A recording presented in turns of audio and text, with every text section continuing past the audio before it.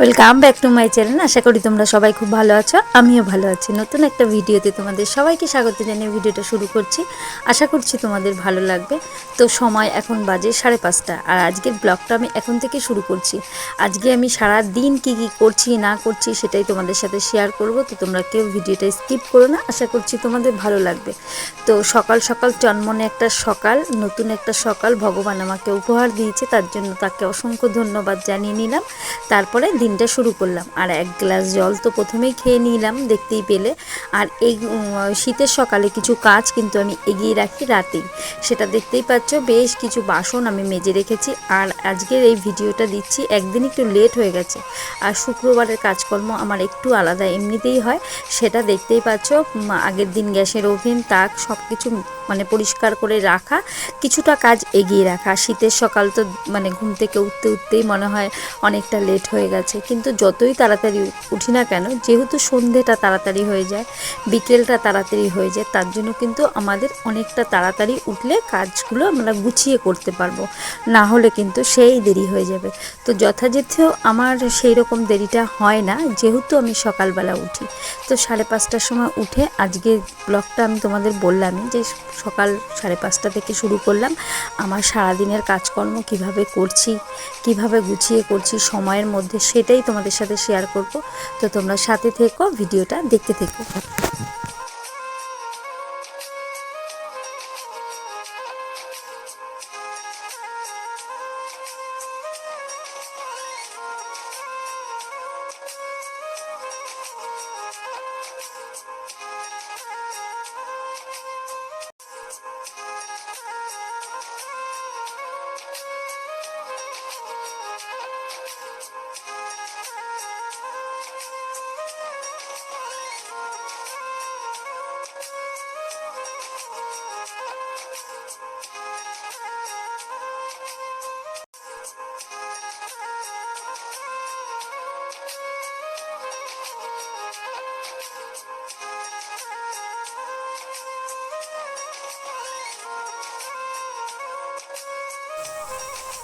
সমস্ত বাসন আমার মাজা ধোয়া কমপ্লিট হয়ে গেছে। বললামই আজকে শুক্রবার, যেহেতু একটু বাসনপত্র তো বেশি, তো বটিটাও ধুয়ে নিলাম। আর তারপরে যেখানে বাসন মাজা হয় সেখানে কিন্তু যেহেতু আমার বেসিন নেই, তা সেই কারণে কিন্তু এখানে অনেকে ঠোকাটা ময়লা থাকে, সেটা একটু জল দিয়ে ধুয়ে দিলাম। আর তারপরে সময় তখনও 6:30 বাজেনি, তো কলে কিন্তু জল আসেনি। 5:30টায় ব্লগটা শুরু করি, কিন্তু আমাদের মানে ঘুম থেকে উঠেই তো কাজে হাত দিতে পারি না।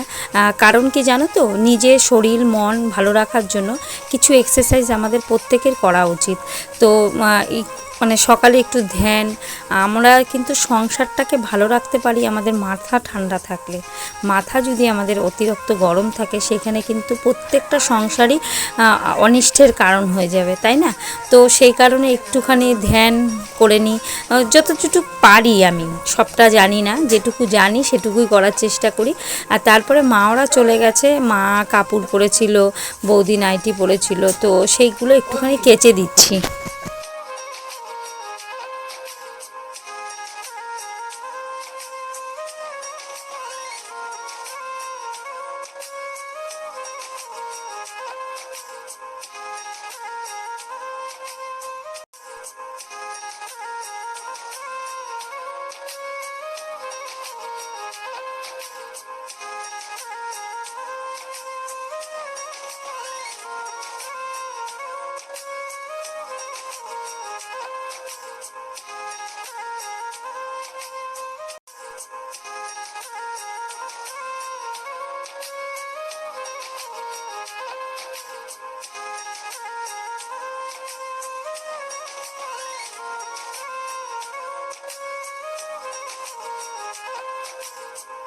আর কি বলতো, কাচাকাচিটা শীতের সকালে যদি একটু সকাল সকাল করা যায় তাহলে কিন্তু তারা মানে সারাদিনে রোদ না থাকলেও শুকিয়ে যাবে, যেহেতু শীতের সকালে কিন্তু একটু হাওয়া থাকে, শীতের দিনে কম বেশি একটু বেশি হাওয়া থাকে তার জন্য। আর মাওরা এসেছিল যখন, তখন তো বিছানায় তো সবাই বসারও জায়গা হয় না, তো বেশ কিছু চাদর, দুটো চাদর আমি পেতে বসতাম, তো তার মধ্যে থেকে একটা চাদর আমি কেচে দিলাম। আর এই চাদরটা কিন্তু ছিঁড়ে গেছে, দেখতেই পেয়েছো, আমি সেলাই করেছিলাম দুবার, কিন্তু তারপরেও ওখান থেকে না আবার আরেক জায়গা দিয়ে সেলাই ছিঁড়ে গেছে, খুব পাতলা হয়ে গেছে। তো তো ফেলে দিই না, কোনো কিছুই কিন্তু ফেলা যায় না, কাজে লাগে সব জিনিসই।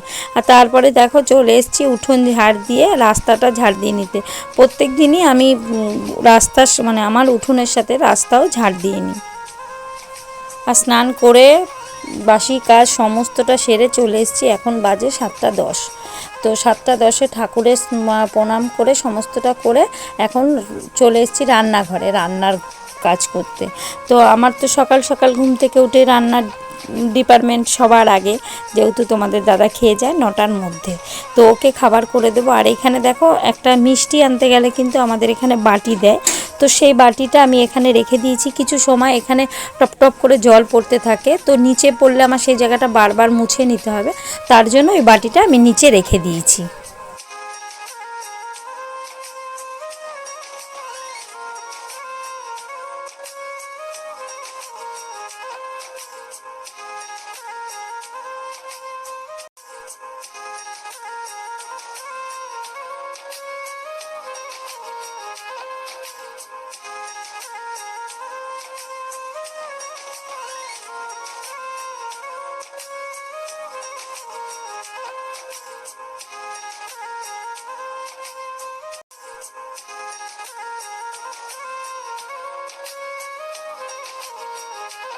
বাসি কাজ সেরে এসে চা খেয়ে নিলাম, আর ছেলের জন্য বিস্কুট আলাদা করে দিলাম, দেখতেই পেলে। আর আজকের রান্নাটা তোমাদের সাথে শেয়ার করতে পারছি না, রান্না মানে ডাল রান্না হয়েছে সেটা শেয়ার করতে পারলাম না। আর এখানে দেখো রুটি করে নিচ্ছি, তোমাদের দাদা অলরেডি খেয়ে তখন চলে গেছে, ডাল আর কিছু একটা ভেজে দিয়েছি, তো সেটা খেয়ে তোমাদের দাদা চলে গেছে। আর এখানে রুটি করছি, আর সকালবেলা ছোটো ছোটো করে ফুলকপি কেটে নিয়েছিলাম, ফুলকপি আর আলু পোস্ত দিয়ে বানিয়েছি, তো সেটা এখনও হয়নি, সেটা এখনও হচ্ছে, সেটা হলে মাকে রুটি দিয়ে দেবো সেটা দিয়ে। তো আরও কিছু রান্না বাকি আছে, তো সেটা করব, কিন্তু এই সময় আর হবে না, কেননা আমি যে মশলাটা করব সেই মশলাটাই করতে পারছি না, কারেন্ট চলে গেছিলো, মিক্সিতে আর মশলাটা করা হয়নি, তার কারণে। এইদিকে দেখো এই তরকারিটা অলরেডি হয়ে এসছে, আর বেশিক্ষণ নেই, তো ওই তরকারিটা নামিয়ে দেবো, একটুখানি ঝোল ঝোল থাকবে, সেটা পোস্ত আর বললাম ফুলকপি আলু দিয়ে পোস্ত দিয়ে করা, যেহেতু আজকে শুক্রবার নিরামিষ, তো আজকে তো পেঁয়াজ কোনো কিছু হবে না। তো দেখো তরকারিটা অলরেডি নামিয়ে দিয়েছি, আর এখানে মায়ের তরকারিটা রুটিটা দিয়ে দিলাম।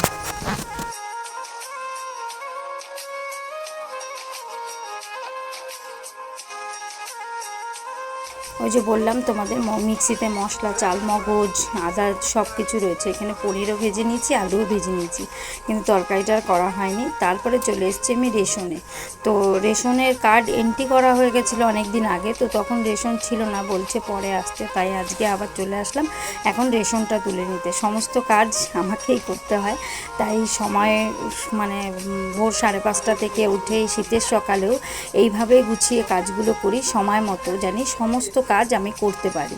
কেননা রেশন দোকান কিন্তু আমাদের এখানে 10টা থেকে 11টার মধ্যে বন্ধ হয়ে যায়, সেই সময় যদি না আসি আর পাবো না। রেশন থেকে এসে চলে এসেছি এখানে কাজে, তো কাজ বেশিক্ষণের ছিল না, মোটামুটি 1টা পর্যন্ত কাজ ছিল, কিন্তু তার আগে চলে যেতে হয়েছে, আমার তরকারিটা তো করা হয়নি, কাজ থেকে গিয়ে আমাকে আবার তরকারিটা বানাতে হবে।